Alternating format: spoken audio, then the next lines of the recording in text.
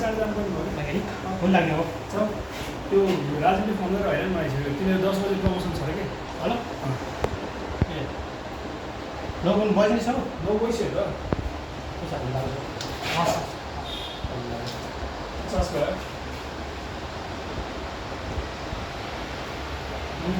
ल